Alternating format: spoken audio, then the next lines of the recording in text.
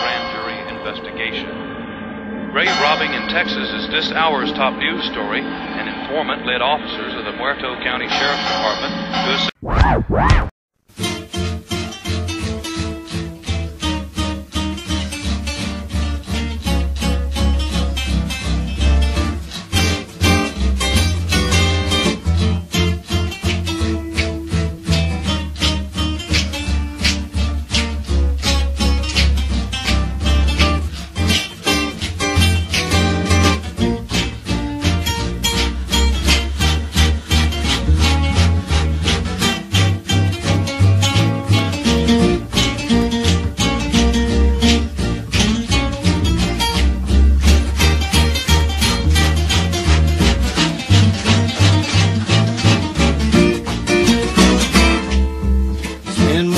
every day in the sidewalk cafe, drinking coffee, watching women walking by.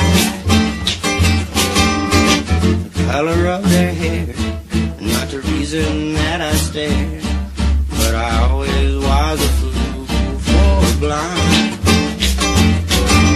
Blue by blue, die, blue by